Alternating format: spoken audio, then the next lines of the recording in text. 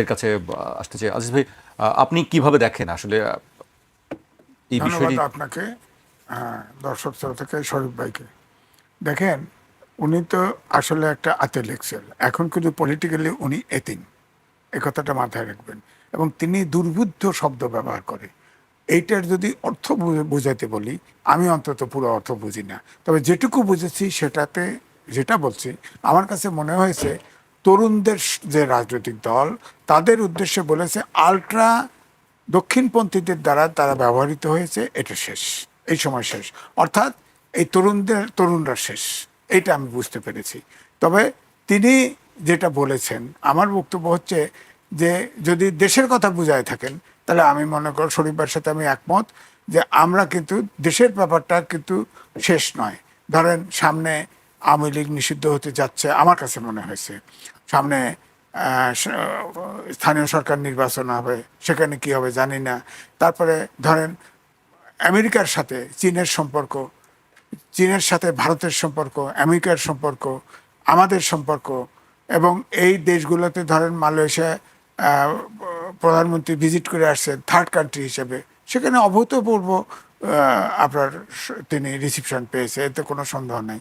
কিন্তু চীনে গিয়ে যেসব আলোচনা হয়েছে, এবং তারপরে যে চীনা রাষ্ট্রদূত যেটা বলেছে, ভারতকেও ইনডাইরেক্টলি বলেছে যে আমাদের কাজে কোনো বাধা দিলে, বাংলাদেশের ব্যাপারে কোনো বাধা দিলে আমরা কিছু মানব না। অর্থাৎ অনেকগুলো কিন্তু আলোচনা হয়েছে চীনের সাথে। তো সুতরাং এখন সামনে নির্বাচন আছে, এই যে ভূ রাজনীতি চক্রের মধ্যে আছি, এটা ফাইনালি কোন জায়গায় সেটেল করে। এদিকে দেশের অর্থনীতির অবস্থা এখনো ভালো না। অবশ্য প্রবাসী আয় কিন্তু রেকর্ড, ডাইরেক্ট ইনভেস্টমেন্ট এই সরকারের সময় সবচেয়ে বেশি হয়েছে, কালকে নিউজ দেখলাম সবচেয়ে বেশি হয়েছে। হ্যাঁ, মানে প্রায় 13% মতো বেশি হয়েছে ডাইরেক্ট ইনভেস্টমেন্ট। তো এটা একটা পজিটিভ খবর। আরেকটি পজিটিভ খবর দেখেন, আমরা জানি না, কিন্তু আপনার দেখেন প্রত্যেকটা ট্রাফিক সিগন্যালে এআই বসে গেছে এখন। ট্রাফিক ব্যবস্থা কিন্তু অলরেডি গাড়িরা কিন্তু ওই ট্রাফিক সিগন্যাল থাকলে ক্রস করে না, এটা একটা। তারপরে কিউআর সিস্টেম কিন্তু সব জায়গায় চালু করতেছে কিউআর। তা আমার মনে হয় দেশে যেভাবে মানুষের মনোজগতের পরিবর্তন হয়ে গেছে এই 54-55 বছরে, দুর্নীতি সর্বগ্রাসী হয়ে গেছে, এই জন্য এই যে কিউআর কোড মানেই ক্যাশলেস সোসাইটি। তিনি বলেছেন আলটিমেটলি টার্গেট হচ্ছে ক্যাশলেস সোসাইটি।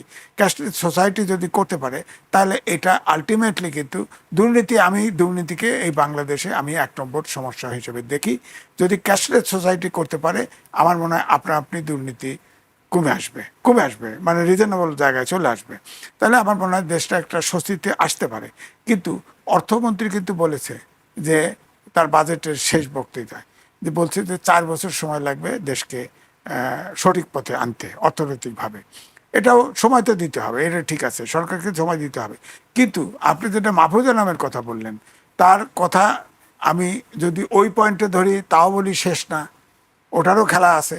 হ্যাঁ, আবার যদি বলি দেশের কথা, তিনি একটি তাহলে কথা বলছেন, আমি আবার একটু উল্লেখ করি। মব সন্ত্রাস, মাজার, পত্রিকা অফিস ও সাংস্কৃতিক প্রতিষ্ঠানে হামলায় ওদের মার্সেনারি হিসেবে ব্যবহারের ভেতর দিয়ে নির্বাচনী বৈতরণী পার করা শেষ, এখন হাত দিয়ে ফেলবে জাসি রাইট উইং বলায়। হ্যাঁ ওইটাই। কি কাকে কি ব্যবহার করলো, মানে না, কে কার এইটাই দ্বারা ব্যবহৃত হলো, কে ব্যবহার করলো? ব্যাপার তো, উনি তখন স্পেশাল অ্যাসিস্ট্যান্ট ছিলেন প্রধান উপদেষ্টার, উনি তো ওই খেলায় ছিলেন, ব্যবহারের খেলায় ছিলেন। তো তিনি মাস্টার মাইন্ড ছিলেন, আমেরিকাতে পরিচয় করে দিচ্ছে না, হ্যাঁ, ডক্টর মোহাম্মদ ইউনুসি।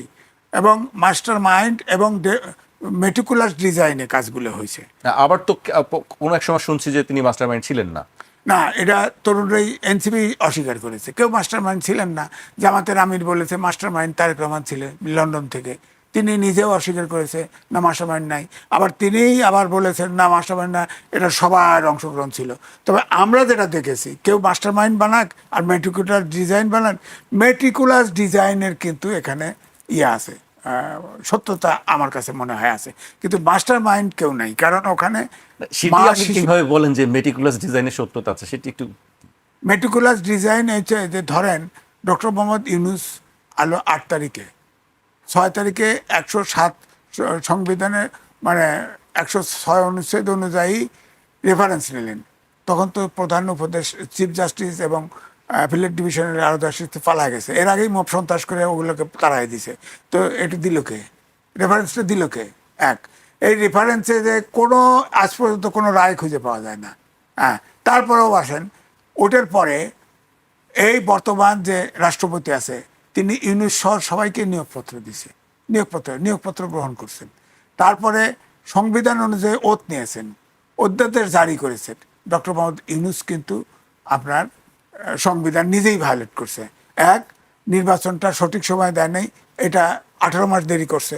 এটা একটা ধরেন যদি 6 মাস 3 মাসের ভিতরে নির্বাচন হওয়ার কথা সংবিধান অনুযায়ী, এটা যদি প্রস্তুতির অভাব থাকে ইলেকশন কমিশন আর 3 মাস, 6 মাসের ভিতরে যদি ইলেকশন দিত তাহলে নেপালের মতো হতে পারতো, তরুণরাই ক্ষমতা আসতে পারতো। তরুণদেরকে ভোট, তখন তো তরুণদের জোয়ার, মানুষের হয়তো আস্থা করতে পারতো। কিন্তু আন্দোলনের শেষ পর্যায়ে কোঠা বিরোধী আন্দোলন ছিল, শেষে এসে হলো ফেসিবাদের বিলোপ। ফেসিবাদের বিলোপ মানে গণতন্ত্র, আইনের শাসন, সুশাসন মিনিমাম চাই।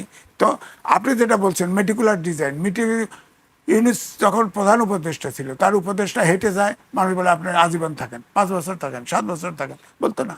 এবং তিনি ক্ষমতা ছাড়তে চান নাই আসলে। এবং আমি ওই সময় বলছি, বারবার বলছি, বিএনপি সম্পর্কে বলেছি, ইউনূসের ফাটাবাসের চিপায় বিএনপি পড়ছে। বিএনপির সময় খেয়াল করে নাই, বিএনপি খালি কোনোভাবে একটা ইলেকশন চেয়েছে। ওই মেটিকুলাস ডিজাইনের অংশ আন্দোলনটাও বলা হচ্ছে। আপনি আছে না যে আমেরিকার ফান্ড আসছে, তো ট্রাম্প নিজে বলছে তো ফান্ড আসছে এই আন্দোলনের জন্য বাংলাদেশে, সে টাকাগুলো কে নিল? সে টাকাগুলো তো আজ পর্যন্ত খোলাসা করলো না। বিএনপি সরকারও তো খোলাসা করা উচিত ছিল যে ওই আন্দোলনের আগে আমরা তো পেয়েছি যে এই যে ভোটের সময় কে কে পয়সা নিচ্ছে, এটা তো আমরা জেনেছি। হ্যাঁ, সুশাসন নাগরিক তিনি টাকা নেন নাই, বাংলাদেশ ব্যাংকের ফান্ড নেন নাই, ভোটের ক্যাম্পেইন এর জন্য টাকা নিচ্ছে তো। জি, এগুলো নিয়ে একটি আলোচনা উঠেছিল যে টাকাগুলো কোথায় গেল, কোথায় গেল এখানেও যথেষ্ট। এই জন্য ডক্টর মোহাম্মদ ইউনূসের সময় মেটিকুলাস ডিজাইন অনুযায়ী কাজ হয়েছে এবং এটা আমেরিকার থিওরি অনুযায়ী কাজ হয়েছে। -2 ফর্মুলার জায়গায় পরবর্তীতে -3-4 ফর্মুলা ওয়ার্ক করার চেষ্টা করছে। ফাইনালি সেটা হয় নাই। ফাইনালি যেমন লন্ডন থেকে তারেক রহমান আসবে না এই আলোচনাটা ছিল বাজারে, কিন্তু তিনি তো শেষ পর্যন্ত এসছেন। যেভাবেই হোক না, তিনি হয়তো কোনো আশ্বস্ত করতে পারেন, কিছু করতে পারেন, আসছে তো, তিনি এসে তো হ্যান্ডেল ধরেছে। কিন্তু আমার বক্তব্য হচ্ছে আমাদের দেশটা খুব কঠিন দেশ আমাদের দেশে, কারণ আমাদের দেশে 50 বছরে 54 বছর দেশ স্বাধীন হয়েছে, 55 বছর পড়লো জাতি গঠন করতে পারিনি। 10 প্রকারের শিক্ষা, সব মাস্টার ডিগ্রি দেওয়া, যার ফলে কোনো জাতি নিশ্চয়ই আগামীতে আমরা একটি সুন্দর জাতি গঠন করতে পারবো। আপনার কাছে আমি আবারও আসছি, আমি শরীফ ভাইয়ের কাছে আসতে। শরীফ ভাই, নির্বাচনী বৈতরণী পার করা শেষ, আরেকটি নির্বাচন আমরা দেখতে যাচ্ছি। আগস্টের দ্বিতীয় সপ্তাহে তফসিল ঘোষণা করা হবে, মানে 1 মাস পর প্রথম ধাপের যে স্থানীয় সরকার নির্বাচন। গতকাল আমরা দেখেছি যে প্রধানমন্ত্রীর তথ্য উপদেষ্টা তিনি বলেছেন, তথ্য প্রযুক্তি উপদেষ্টা। আপনার কাছে কি মনে হচ্ছে আসলে যে নির্বাচন? ধন্যবাদ। প্রথমত এই যে স্থানীয় সরকার নির্বাচন, এটা আমি প্রধানমন্ত্রীর তথ্য বিষয়ক উপদেষ্টার বাইরে আর কারো মুখ থেকে শুনছি না। মাঝে মধ্যে 2-1 বার শুনছি ইলেকশন কমিশনের পক্ষ থেকে। মির্জা ফখরুল ইসলাম আলমগীরও কয়েকবার বলেছেন জি, রেগুলার প্রেস কনফারেন্স করে এই ধরনের আয়োজন করে ঘোষণা দেওয়া, এটা একটা রাজনৈতিক দলের একেবারে বেসিক একটা কাজের অংশ। একেবারে প্রান্তের মানুষের সাথে তার যে পলিটিক্যাল অ্যাক্টিভিটি তার মধ্যে যুক্ত করা। কিন্তু দল হিসাবে বিএনপির জায়গা থেকে যে ধরনের কথাবার্তা আসা দরকার, মানুষ প্রত্যাশা করে। কারণ আমি যেটা দেখি, বিএনপি একটা পলিটিক্যাল পার্টি, গভর্নমেন্ট আর পলিটিক্যাল পার্টির মধ্যে একটা পার্থক্য থাকা দরকার, আবার পারস্পরিক সমন্বয় থাকা দরকার, সহযোগিতা থাকা দরকার। আমি বাংলাদেশের রাজনীতিতে সাম্প্রতিক সময়ে বিএনপিকে অনুপস্থিত দেখি। আজিজ ভাই কি বলবেন আমি জানি না, আমি সরকারকে দেখি, বিএনপির সরকারটাকে দেখি, কিন্তু বিএনপিকে আমি দেখি না। আমি গত 3-4 মাসে জিয়াউর রহমানের মৃত্যুবার্ষিকী পালন ছাড়া বিএনপিকে আমি কোনো অ্যাক্টিভিটির মধ্যে দেখিনি। এবং আমি একজন পলিটিক্যাল অ্যাক্টিভিস্ট হিসেবে সবার এই অবস্থা, এটা আসলে কাঙ্ক্ষিত না। এর ভেতর থেকে কতগুলো প্রবলেম তৈরি হয়। আপনার বেসিক জায়গাটা তো রাজনীতি। মানুষের কাছে যে ম্যান্ডেটটা দিয়েছে ভোটের আগে, সেই ম্যান্ডেটটা দিয়েছে রাজনৈতিক দল বিএনপি। পাবলিককে বলেছে তোমরা এই এই বিষয়গুলোকে যদি 3 জনকে বিশ্বাস করে আমাদের জনকে ধরলাম, 2 জনকে ডেকে নিয়ে আসলাম, এই যে প্রবণতা, দ্বিমুখী নীতি যদি অবলম্বন করে বাংলাদেশ বিপদে পড়বে এবং বাংলাদেশ অলরেডি বিপদে পড়ে গেছে। স্বীকার করেন বা না করেন, বলতে যাদেরকে জানতাম, মহলের যাদেরকে চিন্তা মধ্যে আবার চলে এসেছে যে বাংলাদেশ জজকোর্টের সামনে বসে থাকতে দেখেছি, এই কনসেপ্ট হাইকোর্টের সামনে মিছিল করতে দেখেছি, পল্টনে দৌড়াতে দেখেছি, হাত করা দেখেছি। আমি এদের অনেক সামনের দিনগুলো সবার জন্য রেকর্ডিং এর, এবং এটা আমার কাছে মনে হয় যে এটা বিএনপির একটা কৌশল হতে পারে। কৌশল হতে পারে যে আমাদের পলিটিক্যাল এই ফিগারগুলোকে আমি একটু দূরে রাখবো, আমি ওই কি বলে আউটসোর্সিং থেকে সরকারটাকে চালিয়ে নিয়ে যাব। ভালোভাবে যদি শেষ হয়ে যায় তাহলে এটা পলিটিক্যাল সায়েন্সের একটা বিশেষ মানে সাবজেক্ট হতে পারে ভবিষ্যতে আলোচনার জন্য।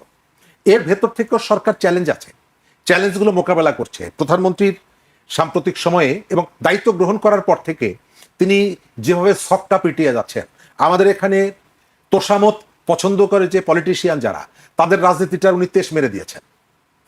যেভাবে তিনি নিজেকে ওই যে পূজার জায়গা থেকে, আঞ্চলিক ভাষা বললেন, আমি সেটি বললাম আর কি। তো আমার মনে হয় যে প্রধানমন্ত্রী দায়িত্ব গ্রহণ করার পর আমাদের রাজনৈতিক সংস্কৃতিতে যে পরিবর্তনটা আনছেন, এই বার্তাটা সবার কাছে যাচ্ছে বলে আমার মনে হচ্ছে না। তাদের দলের অনেক নেতাও এই বার্তাটা গ্রহণ করছে না। যদি করত তাহলে ওই গুলিস্তানে বিএনপির কর্মীদের চাঁদাবাজির বিরুদ্ধে মিছিল কেন হবে? যদি করত, নানা জায়গায় কিছু ঘটনা কিন্তু আমরা শুনতে পাই, নানা রকমের ঘটনা শুনতে পাই। মানুষকে আপনি ওই যে ফ্যামিলি কার্ড দিচ্ছেন, নানা রকমের সাপোর্ট দিচ্ছেন। 2 মাস আগে আমরা শুনলাম যে পল্লী বিদ্যুতের অনেকগুলো সার্ভিস আপনি ইমপ্রুভ করেছেন, তাদের মিটার কেনা এটিকে আপনি মাপ করে দিয়েছেন। এখন এসে শুনছি ভুতুড়ে বিল যাচ্ছে। সরকার পরিষ্কার বক্তব্য দিতে পারছে না, এটা কেন হচ্ছে? অর্থাৎ আপনার এখানে সমন্বয়ের ক্ষেত্রে আমি একটা ঘাটতি দেখতে পাচ্ছি। প্রধানমন্ত্রী ভীষণ নিয়ে যত দ্রুত এগোচ্ছেন, তার যে আশপাশের যাদের থাকার কথা তারা সেভাবে পা মেলাতে পারছেন না। সরকারের জায়গায় আমরা বিপদ আছে আমাদের। এই যে উগ্রপন্থার কথা বললাম, আমাদের প্রতিবেশী যারা, তারা আমরা প্রায়ই তো শুনি যে তারা সেখানে বসে বিভিন্ন রকমের পরিকল্পনাগুলো তাদের আছে, তারা সুযোগ পেলে সেই সুযোগটা গ্রহণ করবে, তারা সেই রাগ ক্ষোভ অভিমান তাদের আছে। আবার আপনি এই যে যেটি করলেন সংসদ ভবনের সামনে, আমাদের রাজনীতিতে গত 1.5 বছর 15 বছর ভারতকে নিয়ে বেশি আলোচনা হয়েছে, যে ভারতের প্রভাব। গত 1.5 বছর আমেরিকাকে নিয়ে আলোচনা হয়েছে সব থেকে বেশি। এবং এই কাজটা করার ভেতর থেকে আপনি সেটা এস্টাবলিশ করে দিলেন যে ইয়েস, আমাদের উপরে আমেরিকার প্রভাবটা আছে, এবং সেই কারণে আমি পার্লামেন্ট হাউসটাকে সেখানে তাকে পতাকা তোলার সুযোগ করে দিয়েছি। এটি পলিটিক্সের জন্য কোনো শুভ বার্তা না, এটা ভালো করেনি বিএনপি সরকার। এটি পার্লামেন্টারি ককাসের, কিন্তু এর ভেতর থেকে আমি সব থেকে সংকট দেখি কি জানেন? জিও পলিটিক্স। আপনার এমন দুটো শক্তি, 3টা শক্তি এখানে আছে, যাদের সমন্বয় করাটা সারা পৃথিবী ওলট পালট হয়ে যাচ্ছে সমন্বয় করতে গিয়ে। সেই 3টা বড় ফোর্স এখানে পাশাপাশি দুটো, আর একটা আমেরিকা সেখানে আছে। আপনি এটিকে ডিল করবেন কিভাবে আমি জানি না। তবে অবশ্যই বাংলাদেশ সংকট মোকাবেলা করেছে, নানা সময়ে বিভিন্ন রকমের সংকটে পড়েছে, সেই সংকটগুলোকে পার করেছে। আমাদের সামনের সংকটটা অর্থনৈতিক সংকট আমাদের আছে, আইন শৃঙ্খলার পরিস্থিতি এটা কি অবস্থায় আছে এটা আমরা সবাই জানি, কিন্তু যে ধরনের গুরুত্ব, সেই গুরুত্বগুলো আমরা দেখতে পাচ্ছি না। ওই যেটা বললাম, প্রধানমন্ত্রী যত দ্রুত গতিতে এগিয়ে যাওয়ার চেষ্টা করছেন, তার যারা টিমমেট যারা আছেন তাদের সম্পর্কে টুকটাক কথাবার্তা উঠছে, মিডিয়াতে নিউজ হয়ে যাওয়ার পর তার একদিন পরে, কয়েক ঘন্টা পরে সেই নিউজ আর আমরা পাচ্ছি না। কোথা থেকে কিভাবে এগুলো বাদ হয়ে যাচ্ছে আমরা জানি না, এবং এগুলো নিয়ে প্রচুর প্রশ্ন উঠছে। এবং এই প্রশ্নগুলো যত উঠবে, বিএনপির ওই যে রুট থেকে বিচ্ছিন্নতা তত তৈরি হবে। তার যে সাথে যে রাজনৈতিক দলটি আছে বিরোধী দল হিসাবে, পার্লামেন্টে তার পারফরমেন্স ভালো না, পার্লামেন্টে সে দক্ষতা দেখাতে পারছে না, কিন্তু সোশ্যাল মিডিয়ায় সে এমন ভাবে অপপ্রচার থেকে ভুল তথ্য, মিথ্যা তথ্য প্রচার করছে, মানুষ একটা পর্যায়ে বিশ্বাস করে নিচ্ছে। আপনি বিএনপির যে পলিটিক্সের কথা বললাম, আপনি খেয়াল করেছেন গণভোট নিয়ে সারা দেশে অপোজিশন জোট তারা সারা দেশে প্রোগ্রাম করছে। তো এটি বিএনপির বক্তব্যটা কি এর প্রেক্ষিতে আপনি কি কোথাও শুনেছেন? এই জায়গাগুলোতে আপনাকে পাবলিকের কাছে যেতে হবে, আপনি যাচ্ছেন না। আমি শেষ করছি ওই জায়গাটায় যে আমাদের অর্থনৈতিক যেমন চ্যালেঞ্জ আছে, আমাদের রাজনৈতিক চ্যালেঞ্জ আছে। সব থেকে বড় চ্যালেঞ্জটা হচ্ছে জিও পলিটিক্সের সমন্বয় করা। সেই সমন্বয়টা আপনি করতে পারবেন কিনা, এই দক্ষতা কতটুকু আপনার মধ্যে আছে, এটা বোঝা যাবে কাজের ভেতর থেকে। জি, শরীফ ভাই আপনার কাছে আবারও আসবো। আমি আজিজ ভাইয়ের কাছে আসছে। আজিজ ভাই, আমি শরীফ ভাইয়ের কাছে বেশ একটা প্রশ্ন রেখেছিলাম, শরীফ ভাই উল্টো অনেকগুলো প্রশ্ন ছুড়ে দিয়েছেন, মানে উত্তরগুলো নিশ্চয়ই যারা জানেন তারা দিবেন। আপনার কাছে কি মনে হয় স্থানীয় সরকার নির্বাচন কি খুব দ্রুতই হচ্ছে, এবং কেমন পরিবেশ দেখছেন সেই নির্বাচনের আসলে, বা রাজনৈতিক মেরুকরণ কেমন হতে পারে নির্বাচনে? উপদেষ্টা ডাক্তার জাহিদুর রহমানের রেফারেন্সে দিতে হয়। প্রথমে তিনি বলেছিলেন যে যারা নির্দোষ আওয়ামী লীগের, তারা যেহেতু প্রতীক নাই, রাজনৈতিক দলের অধীনে নির্বাচন হচ্ছে না, সুতরাং আওয়ামী লীগের যারা নির্দোষ তারা নির্বাচনে অংশগ্রহণ করতে পারবে, এটাতে তারা আশান্বিত হয়েছে, নানাভাবে ধরেন আলোচনা আসছে। এদিকে তিনি আবার আরেকটা কারেকশন দিছে যে আপনার আওয়ামী লীগের তো সামনে ট্রাইব্যুনালে বিচার হচ্ছে, এটাও তো দেখতে হবে।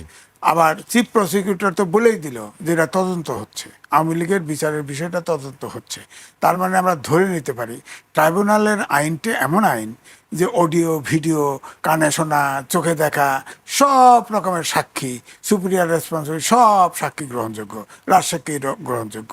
সুতরাং ট্রাইব্যুনালে কারো কেস গেলে সরকার না চাইলে বেরোনো সম্ভব না, বিচার বিভাগ না চাইলে বেরোনো সম্ভব না। তার মানে আমি ধরে নিতে পারি ওই স্থানীয় সরকার নির্বাচনের আগে আওয়ামী লীগ নিষিদ্ধ হচ্ছে, আমি এটা ধরে নিতে পারি। এখন নিষিদ্ধ হলে পরিস্থিতিটা কি দাঁড়াবে? সুতরাং আমি বলবো ইলেকশন কমিশন কিন্তু অনেকগুলো কাজ করবে, ইতিমধ্যে বলেছে, একদিন বলেছে যে ইলেকশন কমিশনের একজন বললেন যে নির্বাচন মানে আমরা অক্টোবরের আগেই আওয়ামী লীগ নিষিদ্ধ হচ্ছে। হ্যাঁ, আমার ধারণা হয়ে যাচ্ছে, কারণ তদন্ত তো চলছে, তদন্ত ট্রাইব্যুনাল তদন্ত বেশি দিন লাগবে না, হ্যাঁ তদন্ত তো হবে।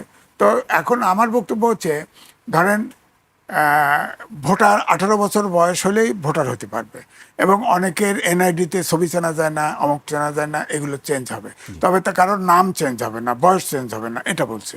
হ্যাঁ, তো এখন ধরেন এই যে অনেকগুলো করছে, কিন্তু একটা জিনিস কিন্তু আমি ইয়ে পাইনি, ক্লিয়ার হয়নি, আরপিও সংশোধনের কথা বলে নাই।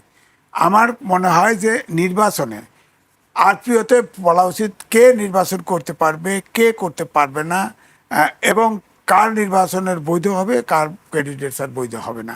আরপিওতে যদি এটা বিস্তারিত লিখে দেয় তাহলে নির্বাচনটা আমার মনে হয় আছে তো, আরপিওতে তো আছে যে কারা আসলে নির্বাচন করতে পারবে না, সেটা যেটা আছে ধরেন আছে, যেমন আছে ধরেন একটা ফৌজদারি অপরাধ, শরীফ ভাই পলিটিশিয়ান, ফৌজদারি অপরাধ আইন মামলা হলেও তিনি ইলেকশন করতে পারবেন যতক্ষণ পর্যন্ত দণ্ড না হবে। তো সুতরাং আপনাকে ক্লিয়ার করতে হবে, ধরেন আওয়ামী লীগের লোকজন এমন ধরেন জানাজা যায় সেখানে কয় জয় বাংলা, তো তাহলে তো আইডেন্টিফাইড হয়ে যায়। আবার আমি আরেকটু বলে শেষ করলে হয়তো, ধরেন এখন আরপিওতে যদি এটা পরিষ্কার করে দেয়, ধরেন স্থানীয় সরকার নির্বাচনে প্রত্যেকটা লোককে কিন্তু প্রত্যেকটা লোক চেনে যারা রাজনীতি করে, যে কোন দলের সমর্থক সে। আর বাংলার মাটি সোনার ঘাটি, আপনি খেয়াল করে দেখেন শেখ হাসিনার এই যে রিপ্রেশন, গুম খুম, আয়না ঘর, কত কিছু ঘটলো, একটা বিএনপি একটা কর্মী নেতা বা জামাতের একটা নেতা কর্মী দল বদলাইছে, তারা নিষ্ক্রিয় হয়েছে দু একজন, কিন্তু কেউ দল বদলায় নেই। আওয়ামী লীগের এরা কিন্তু সমর্থকরা কোনো দল বদলাবে না। আমি বললাম না বাংলার মাটি সোনার ঘাটি, এখন যদি আপনি আওয়ামী লীগের একজন দাঁড়ালো, আগে যেটা ছিল প্রতীক ছাড়া নির্বাচন ছিল, তখন কিন্তু একটা ধরে নেওয়া হয়েছে প্রতীক ছাড়া যেহেতু নির্বাচন হয়, কিন্তু মনে মনে তো জানেই সে কোন প্রার্থীর তালিকায় কোন, এই জন্য স্থানীয়ভাবে সবাই জানে যে আওয়ামী লীগ এই জন্য প্রতীকের নির্বাচন পার্টির নমিনেশন অ্যালাউ করলো। সেটাতে আপনার স্থানীয় সরকার বিশেষজ্ঞরা এরা বিরোধিতা করলো যে এখন তো নিরপেক্ষ লোক আসতে পারে না। নিরপেক্ষ লোক আসার মতো যদি রাজনৈতিক শৃঙ্খলা ফিরে না আসে, রাজনীতিতে ভিতরে যদি গণতান্ত্রিক শৃঙ্খলা ফিরে না আসে, তাহলে তো হবে না। সবাইকে চেনে। এখন ধরেন একজন আওয়ামী লীগের সমর্থক সে প্রার্থী হলো, কি করবেন? তাহলে বলতে হবে তো, এটা বলতে হবে তো। আপনি তো বলছেন যে সে জয় বাংলা স্লোগান দিবে, হ্যাঁ দিয়ে ফেলবে, ওরা মনের অজান্তেই স্লোগান দিয়ে ফেলে, তো তখন তো আইডেন্টিফাইড হয়ে যাবে। সুতরাং এই জন্যে আরপিওতে ক্লিয়ারলি লিখে দিতে হবে, যে পরিষ্কার ডিটেল লিখে দিতে হবে এই জায়গাটায় কে প্রার্থী হতে পারবে, কে প্রার্থী হতে পারবে না, ফৌজদারি অপরাধ যার বিরুদ্ধে আছে সে পর্যন্ত বাতিল কিনা, তারপরে জয় বাংলা স্লোগান, এগুলো আসবো আমি আপনার কাছে আবার। আমি শরীফ ভাইয়ের কাছে আসতে চাই। শরীফ ভাই, তারা একটু অপেক্ষা করুন। প্রধানমন্ত্রী তথ্য উপদেষ্টা জাহিদুর রহমান বলেছেন এখন পর্যন্ত তাদের কর্মকাণ্ড নিষিদ্ধ আছে, তারা একটু অপেক্ষা করুন। আদালতে যাবে, স্বরাষ্ট্রমন্ত্রী বলেছেন আন্তর্জাতিক অপরাধ ট্রাইব্যুনাল থেকে জানানো হয়েছে তদন্ত চলছে, সেই সময় পর্যন্ত অপেক্ষা করতে হবে। বিচারে যদি দেখা যায় তাদের নিষিদ্ধ করা হচ্ছে না, আবারও বলছি এটা আদালতের এখতিয়ার, তিনি সব পক্ষকে শুনে সিদ্ধান্ত নেবেন, তাহলে তারা কর্মকাণ্ড করতে পারবেন। প্রথমত আওয়ামী লীগ আছে কি নেই এটা নিয়ে আলোচনা, তো আওয়ামী লীগ কিভাবে এখানে অ্যাক্টিভ হবে এটা নিয়ে আলোচনা। তো আমরা আগস্টের পরে যেটা শুনেছিলাম যে আওয়ামী লীগ নেই, এখন কিন্তু গত 1.5 বছর 2 বছরের যত আলোচনা মূলত আওয়ামী লীগকে নিয়ে। মাঝে মধ্যে 2-1 এসে আওয়ামী লীগের পক্ষে খুব বোল্ডলি কথা বলে এবং তাদের বিরুদ্ধে আবার বাইরে কথা বলে, সেন্টার পর্যন্ত এখন পর্যন্ত আওয়ামী লীগ। আওয়ামী লীগের ভালো, আওয়ামী লীগের খারাপ, আওয়ামী লীগ আসতে পারবে কি আসতে পারবে না। প্রতি সপ্তাহে আমাদের যে বড় প্রশ্ন থাকে এরকম। আমাদের যে বড় ব্যর্থতা সেটা হলো যে রাজনৈতিক দলটিকে আপনি গণঅভ্যুত্থানের ভেতর থেকে বিতাড়িত করলেন, যাদের একটা বড় অংশ দেশ থেকে পালিয়ে যেতে বাধ্য হলো, সেই রাজনীতির বিপরীতে আপনি কোনো রাজনীতি নির্মাণ করতে পারেন নাই। আমাদের গত 2 বছর 2.5 বছরের রাজনীতির ফোকাসটা ছিল নয়া বন্দোবস্ত, আমাদের তরুণরা যেটা বলেন। আমাদের এখানে নয়া বন্দোবস্ত হয়েছে? সর্বশেষ জাতীয় যে নির্বাচন, সেই নির্বাচনে তো সরকার গঠন করেছে বিএনপি, প্রধান বিরোধী দল জামাত। এটা তো আর নয়া ফোর্স না, নয়া শক্তি না, এটা তো পুরনো শক্তি। তাহলে সেই নয়া বন্দোবস্তটা এখানে আপনি কি বলছেন যে হয়নি। সরকার বিরোধী দল, সরকারি দল এবং বিরোধী দল জামাত এবং বিএনপি, বিএনপি সরকার গঠন করেছে, জামাত বিরোধী দল, দুটো দলই তো পুরনো। তাহলে আমার সেই নয়ার বন্দোবস্তটা কোথায়? আমি যে গত 2 বছর ধরে শুনলাম, তার অর্থ হলো যে আপনি নতুন রাজনীতি এখানে নির্মাণ করতে পারেননি। আপনার রাজনীতিটা এখন পর্যন্ত আটকে আছে ওই পুরনো রাজনীতির মধ্যে। সেই পুরনো রাজনীতির ভেতর থেকে কখনো কখনো নানা সংকট উপেক্ষা করে মুসলিম লীগ মাথা তুলে দাঁড়াবে কিনা আমি জানি না, এটা নির্ভর করছে আপনার উপরে। আমি মুসলিম লীগ শব্দটা ইচ্ছা করে ব্যবহার করলাম, তাদের মাঠে তাদের কোনো উপস্থিতি নেই, কিন্তু সম্ভাবনা আমি নাকচ করে দিই না। এখানে কেউ দাঁড়াতে পারবে না আজকের পর্যন্ত, যেটা এটাই চূড়ান্ত তা না। আওয়ামী লীগের কাছে আপনি রাতের বেলা ভোট চাইতে যান, তার মানে হলো আওয়ামী লীগ আছে। আপনি ভোটের আগে তাকে নিয়ে মিষ্টি মিষ্টি কথা বলেন, তার মানে আওয়ামী লীগ আছে। সে মিছিল মিটিংয়ে নাই। স্থানীয় সরকার নির্বাচনে আওয়ামী লীগ বহু চেষ্টা করেছে বিএনপির প্রার্থীদেরকে বাইরে রেখে এবং বিএনপিকে আঘাত করা, অথবা আমার কাছে এখনো পরিষ্কার একটা পুরনো একটা কার্টুন কিছুদিন আগে আমি সংবাদে দেখছিলাম। আওয়ামী লীগ সেই 96 সালে ক্ষমতা আসার পর স্থানীয় সরকার নির্বাচনে ওই ধান ছিটাচ্ছে যাতে বিএনপির প্রার্থীরা আসে, কিন্তু আসছে না কেউ। অর্থাৎ এখানে রাজনীতিতে ডেডিকেটেড লোক একেবারে নাই তা না। ওই আজিজ ভাই যথার্থ বলেছে, আওয়ামী লীগের যে কর্মী তারা আছে, গত 10-12 বছরে যারা আওয়ামী লীগ হয়েছিল নানা কারণে, তাদের একটা অংশ চলে গেছে, কিন্তু আওয়ামী লীগ যারা ছিল তারা আছে বলেই তো আপনি তার কাছে ভোট চাইতে যান। তবে এখন যে আছে তার বিরুদ্ধে অজস্র অভিযোগ নিয়ে এসে আছে, তার কাঁধের উপরে কয়েকশো মানুষের লাশ আছে, তার বিরুদ্ধে লুটপাটের অভিযোগ আছে, ভোট ডাকাতের অভিযোগ আছে, অনেক অভিযোগ আছে, তারপরেও সে আছে, এটা অস্বীকার করা যাবে না। স্থানীয় সরকার নির্বাচন আর সহিংস হতে পারে। কেন সহিংস হবে? কারণ হলো এই নির্বাচনটা আমাদের এখানে খুবই লাভজনক।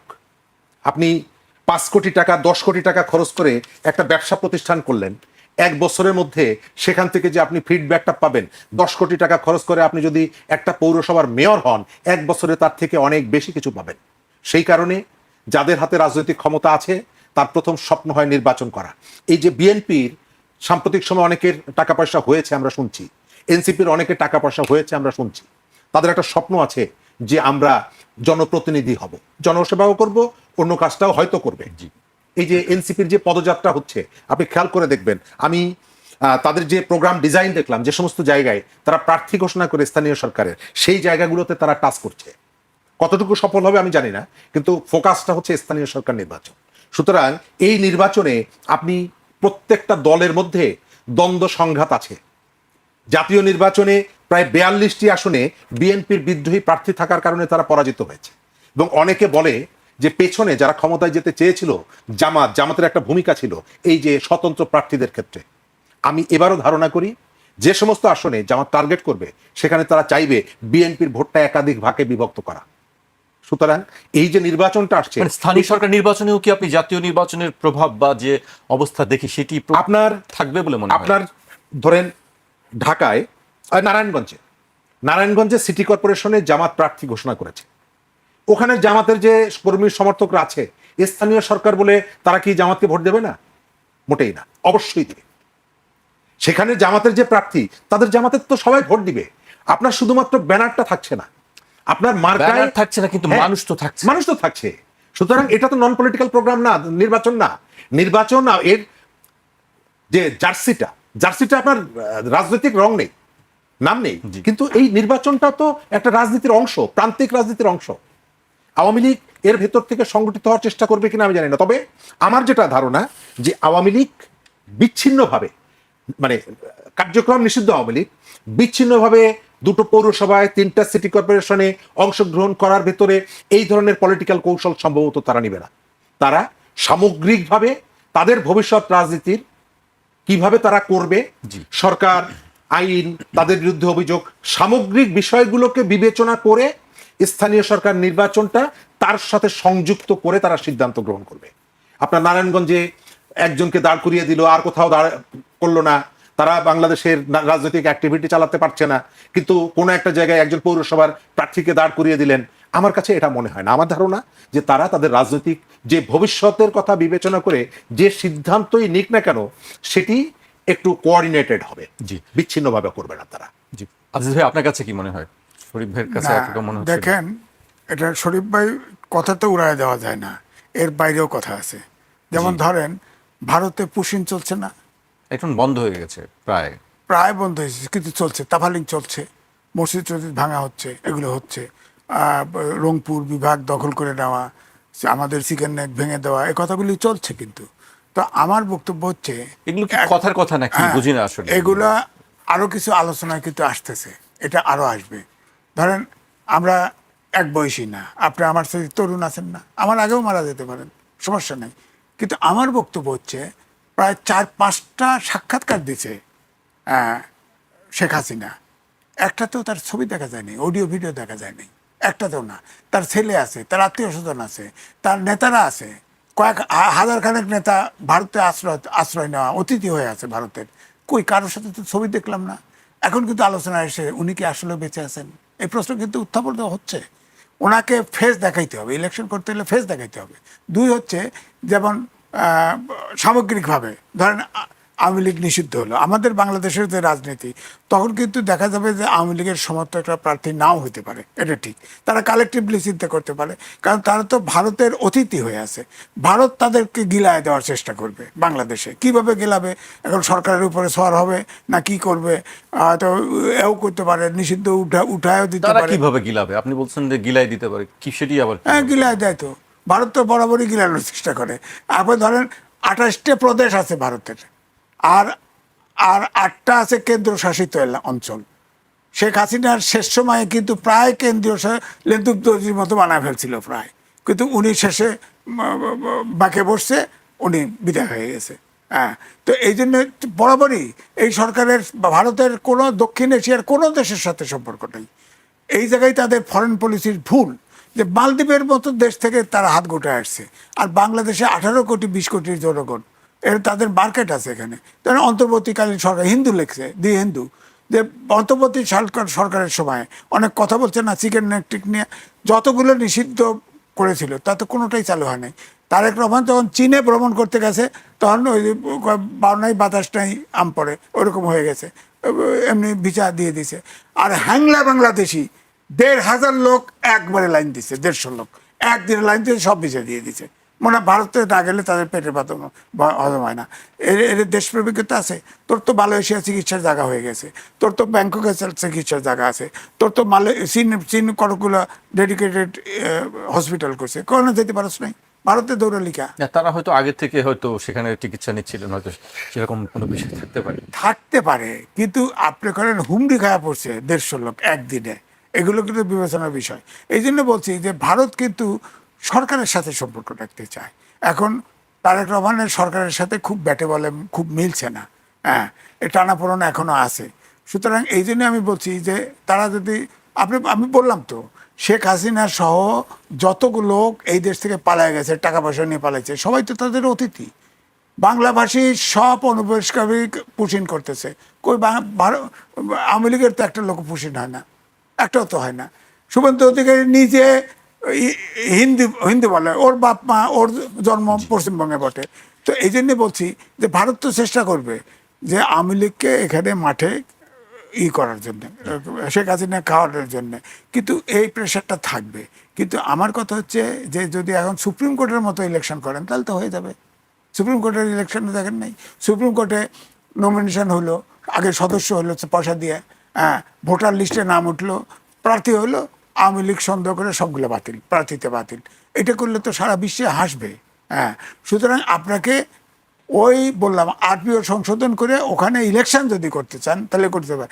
আরও আছে দুর্যোগ, 1000 খানেকের বেশি ওই মানুষকে, নেতাকর্মীকে এক্সপেল করছে, কিন্তু হয় নাই। এবারে তো বিএনপির তো একাধিক প্রার্থী প্রত্যেকটা এলাকায় হবে না, এটা কি করবেন? প্রতীক তো নাই, জি, কারা যাবে? শেষ- অনেক সমস্যা আছে। শেষ পর্যায়ে চলে এসেছি আমরা, শরীফ ভাইকে দিয়ে শেষ করব। শেষ কথা বলছিলেন যে অনেক সমস্যা আছে, কি কি সমস্যা আপনার কাছে মনে হয়, সমাধানটা কি আসলে? এখানের কৌশলটা কিন্তু মুখ্য। ডক্টর ইউনূস প্রধান উপদেষ্টার দায়িত্ব নেওয়ার আগে, বিশেষ করে আওয়ামী লীগ যখন ক্ষমতায়, ডক্টর ইউনূসকে কিন্তু ভারতের লোকসভায় একাধিকবার ডেকে আনা হয়েছে বক্তৃতা করার জন্য। তিনি বক্তব্য দিয়েছেন। সম্পর্কটা কার কোথায় কখন পরিবর্তন হয়ে যায় আমরা জানি না। বাংলাদেশের স্থানীয় সরকার, আমরা একটা অর্থবহ নির্বাচন চাই, ভাগাভাগি নির্বাচন চাই না, সহিংসতার নির্বাচন চাই না। কিছুদিন আগে আমাদের একজন নির্বাচন কমিশনার বলেছেন জামাত এবং বিএনপিকে আলোচনা করার জন্য। আমরা জানি না এর বার্তাটা কি, এই নির্বাচনটাও ভাগাভাগির হয় কিনা। আমাদের এটি নিয়ে প্রচুর প্রশ্ন আছে। আমাদের মানুষ অনেক বছর ধরে ভোট দিতে পারে না, সে তার পছন্দের প্রার্থীকে যেন ভোটটা দিতে পারে এবং তার যথাযথ রিফ্লেকশনটা। আজিজ ভাই বলেছেন যে সুপ্রিম কোর্টে আওয়ামী লীগ শুধু রাতের ভোট দিয়ে মানুষের ভোটাধিকার কেড়ে নেয়নি, রিহ্যাব থেকে শুরু করে নানা জায়গায় পেশাজীবীদের যে নির্বাচনগুলো ছিল সেগুলোকে দখল করেছে। এবার দেখলাম রিহ্যাবে একটা উৎসব মুখর পরিবেশে নির্বাচন হয়েছে।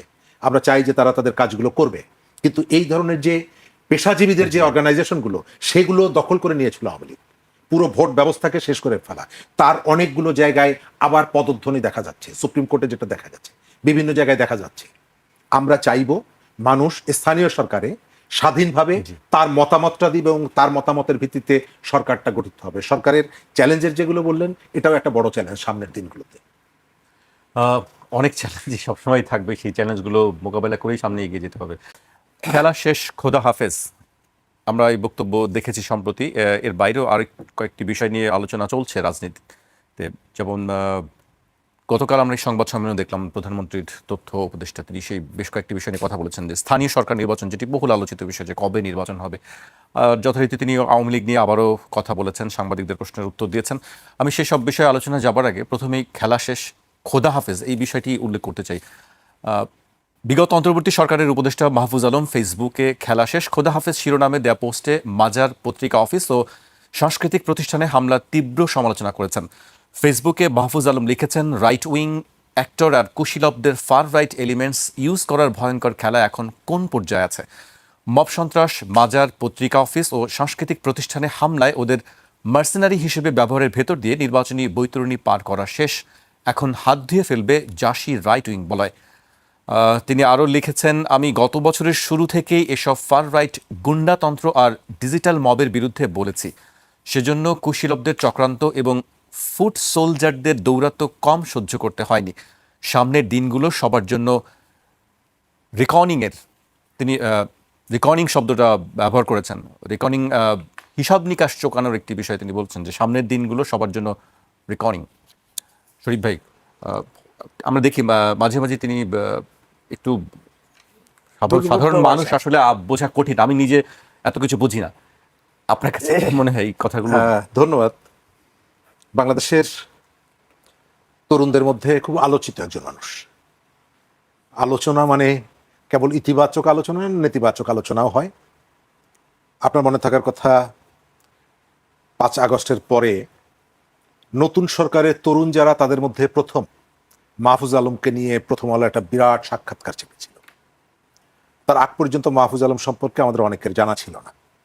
ডক্টর ইউনূস আমেরিকায় নিয়ে গিয়ে তাকে মাস্টার মাইন্ড বলেছিলেন এবং তাকে অল্প বয়সে সরকার পরিচালনার গুরুত্বপূর্ণ কাজের মধ্যে তাকে যুক্ত করা হয়েছিল। সেই যুক্ত থেকে অনেকগুলো দায়িত্ব তার উপরে পড়ে, আবার তিনি তার দায়িত্ব যথাযথভাবে পালন করেননি বলে তার সহকর্মীদের অভিযোগ আছে। আবার বিভিন্ন সময় সরকারের ভেতরকার অনেক বার্তা মানুষ পেয়েছে তার লেখার মধ্য দিয়ে। কখনো কখনো দেখা গেছে সরকারটা যেভাবে চলছে তার লেখার ভাষার সাথে মিলছে না, স্পিরিটের সাথে মিলছে না। আবার যাদের সরকার বলে আমরা জানতাম, তাদেরও বিপক্ষে কখনো কখনো কথা বলেছে। বাংলাদেশের তরুণদের মধ্যে, রাজনীতিবিদদের মধ্যে অনেক ধরনের রহস্যময় আচরণ তার মধ্যে আছে। সরকার থেকে পদত্যাগ করা, আবার নতুন একটা দল গঠনের উদ্যোগ গ্রহণ করা, মেইন স্ট্রিম পলিটিক্স থেকে নিজেকে দূরে সরিয়ে রাখা। সর্বশেষ গত কয়েকদিন আগে রাতের বেলায় ব্রাজিল বিশ্বকাপ থেকে বিদায় নেওয়ার পর তিনি এই ধরনের একটা স্ট্যাটাস দিয়েছেন। তিনি যেহেতু একজন পলিটিশিয়ান, নিশ্চয়ই এর মধ্যে পলিটিক্স আছে, খেলা আছে, খেলা খেলা শেষ আছে। তিনি বলছেন। তো আমার কাছে খেলা শেষ হয়ে গেছে এটা মনে হয় না। আমার কাছে মনে হয় খেলাটা জমে উঠছে, পলিটিক্সের খেলা, পলিটিক্স নিয়ে রাজনীতির খেলা, অথবা রাজনীতি নিয়ে পলিটিক্সের খেলা। আপনি বাংলাদেশের রাজনীতিতে আমাদের প্রতিবেশী এবং দূরবর্তী দেশগুলোর যে ভূমিকা, সেই ভূমিকা আমরা কম বেশি সবসময় জানি। তারা এখানকার পলিটিক্সে বিভিন্ন সময়ে যুক্ত হয়ে ভ্যালু অ্যাড করেছেন, এ পক্ষে ও পক্ষে। এটা স্বাধীন দেশের জন্য কোনোভাবেই কাঙ্ক্ষিত না, কিন্তু সেটি হয়েছে। আমরা জুলাই অভ্যুত্থানে দেখছি এটাকে নানা জায়গা থেকে নানা রকমের ব্যাখ্যা বিশ্লেষণ করা হয়েছে। আজকে দেখলাম সোশ্যাল মিডিয়ায় জামাতের নেতা এবং সাবেক বিএনপি নেতা মেজর আখতারুজ্জামান বেসিক অনেকগুলো জায়গায় কতগুলো প্রশ্ন তুলেছেন। আবার হঠাৎ করে মার্কিন দূতাবাসের যে আয়োজন আমাদের সংসদ ভবনের সামনে, এর ভেতর থেকে আমার কাছে মনে হয় এটাকে তিনি মিন করেছেন কিনা যে তাদেরকে পূর্ণ কর্তৃত্ব তাদের হাতে আমরা তুলে দিয়েছি বা তাদেরকে জায়গাটায় বসিয়ে দিয়েছি। কারণ হলো এটা একটা দেশের জন্য খুবই অবমাননাকর। দ্বিতীয়ত আমরা দেখলাম যে হেফাজতে ইসলাম দেখলাম এটার বিরুদ্ধে একটি বিবৃতি দিয়েছে। এখন বাংলাদেশের পলিটিক্সে কে কোন দিকে যায় এটি বোঝা খুব মুশকিল।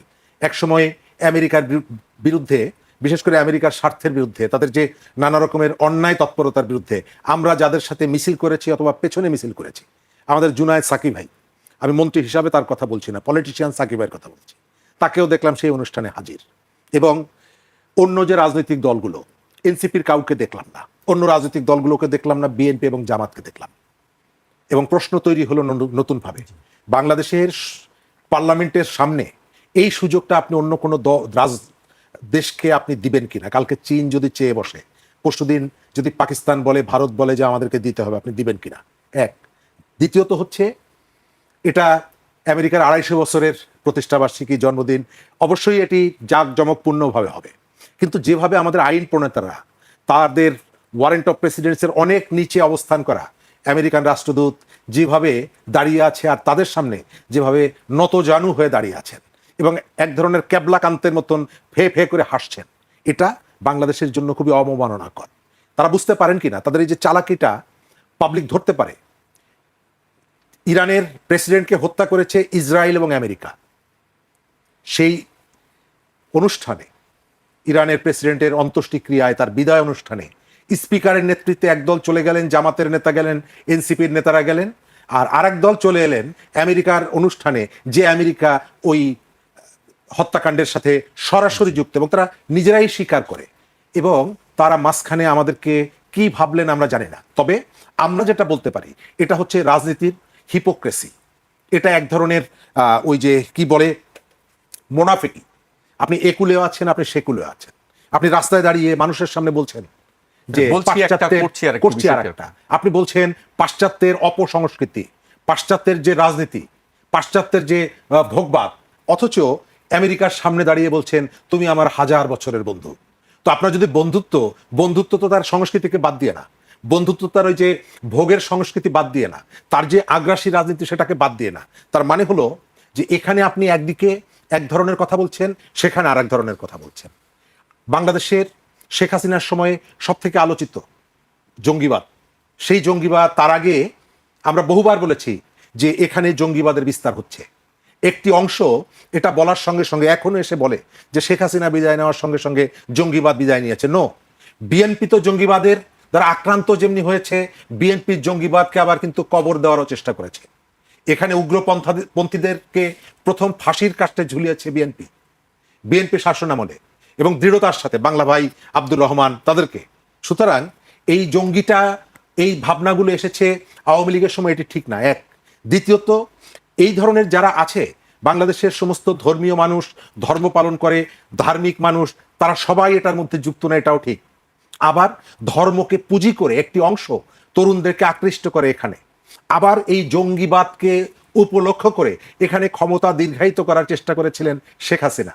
তার রাজনৈতিক প্রতিপক্ষকে দমন করার চেষ্টা করেছেন, অনেক নিরীহ মানুষকে তিনি, তার সরকার গ্রেপ্তার করেছে, জেল খাটিয়েছে। এগুলো সবই সত্য, কিন্তু তার মানে এই না যে এখানে এই ধরনের উগ্রতার কোনো জায়গা নেই এবং বিস্তৃত হচ্ছে না। অন্তর্বর্তীকালীন সরকার, ডক্টর ইউনূসের সরকার রাষ্ট্রীয় প্রণোদনায় এদেরকে নানাভাবে প্যাট্রোনাইজ করেছে, এদেরকে বিস্তৃত হওয়ার সুযোগ দিয়েছে। 5 আগস্টের পরে চিহ্নিত অপরাধী যারা বড় বড় জঙ্গি হিসাবে পরিচিত জাতীয় আন্তর্জাতিকভাবে, এমনকি তাদের বিচার আচারও হয়েছে, অন্য রাজনৈতিক দল থেকে তাদের থেকে একটা দূরত্ব, তারা সবাই জেলখানা থেকে সুর করে বেরিয়ে এলেন। কিভাবে?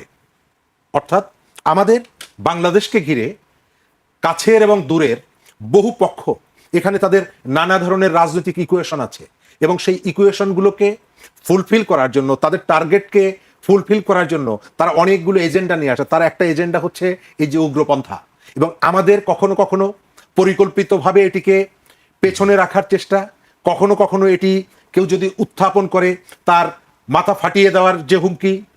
এর আড়ালে এখানে জঙ্গিবাদ বিস্তৃত হচ্ছে, উগ্রপন্থা বিস্তৃত হচ্ছে, ভারতেও হচ্ছে, আমাদের এখানে হচ্ছে, পৃথিবীর অনেক জায়গায় হচ্ছে।